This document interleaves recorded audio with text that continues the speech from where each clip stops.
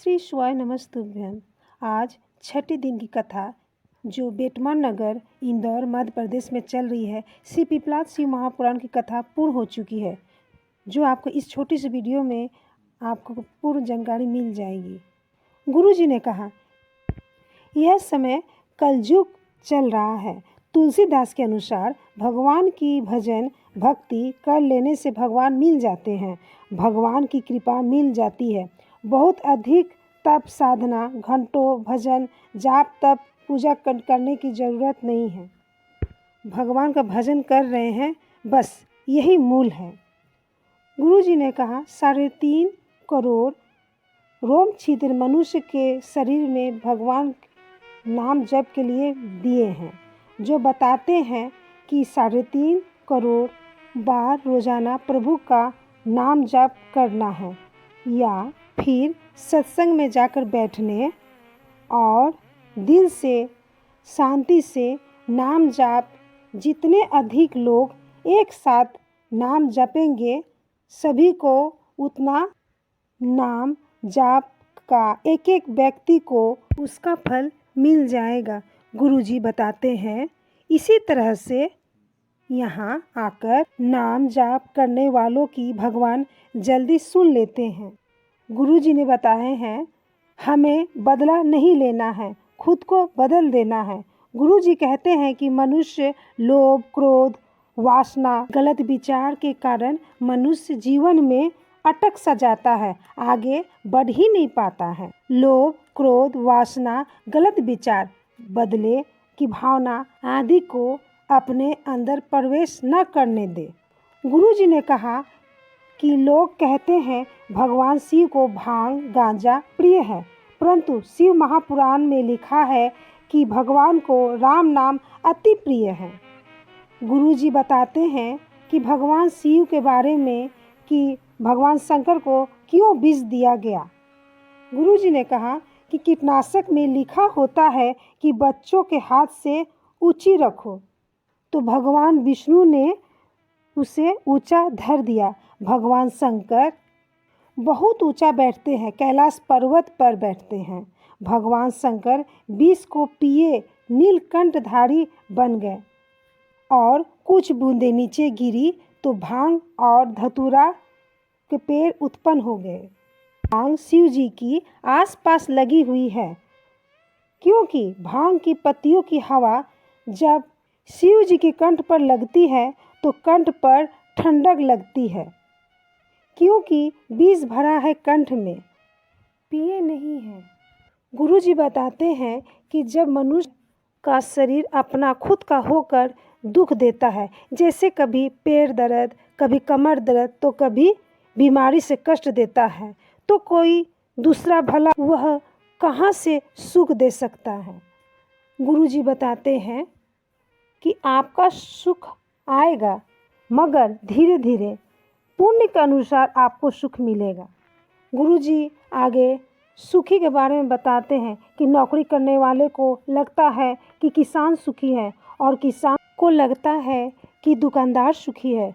गरीब सोचे कि अमीर सुखी है, और अमीर सोचे कि राजा सुखी है, और राजा सोचे कि चक्रवर्ती राजा सुखी है, और चक्रवर्ती राजा सोचे कि इंद्र सुखी है, और इंद्र सोचे कि ब्रह्मा सुखी है, और ब्रह्मा सोचे कि विष्णु सुखी है। नारायण बोले कि जो भगवान की भक्ति में जो लगा है, केवल वही सुख।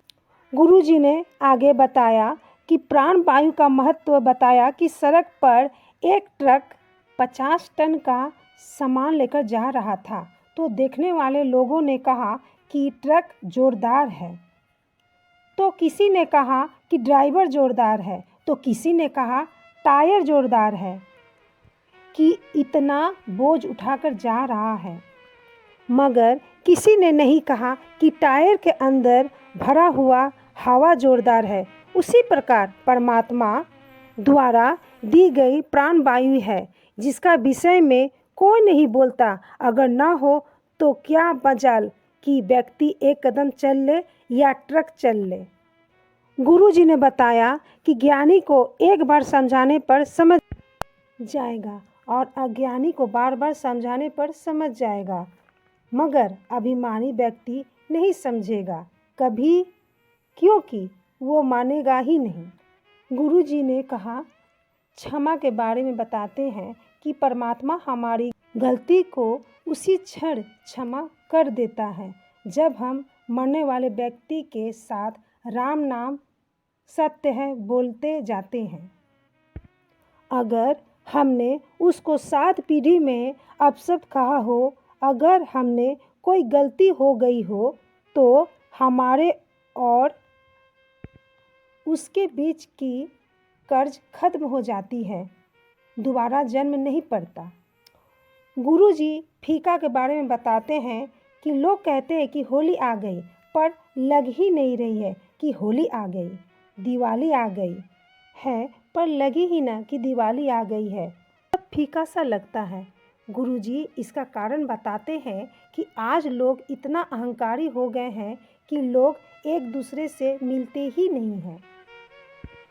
गुरुजी बताते हैं कि भगवान शिव के साथ होली खेलने के बारे में कहते हैं कि होली के दिन जरूर चंदन का 1 लोटा जल शिवलिंग पर चढ़ाए या अष्टगंध का 1 लोटा जल शिव जी को चढ़ाए।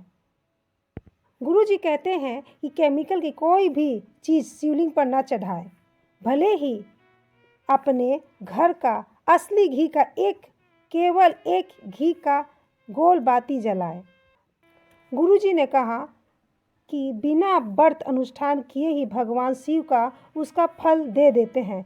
चंदन की मुठिया घिस कर जरा सा बेलपत्री पर टीका लगाए और एक अक्षत बेलपत्री पर रखकर अपनी मनोकामना कहकर शिव जी पर समर्पित कर दे। गुरु जी कहते हैं कि जिस बट के पेड़ के नीचे शिवलिंग होता है उसे बटकेश्वर महादेव कहते हैं, और पीपल के वृक्ष के नीचे शिवलिंग जो होता है पीपलेश्वर महादेव कहते हैं।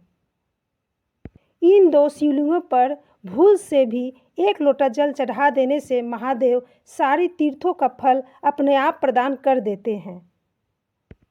गुरु जी प्राचीन शिवलिंग के बारे में बताते हैं कि पहले सिर्फ शिवलिंग हुआ करती थी, नंदी भी साथ नहीं होते थे।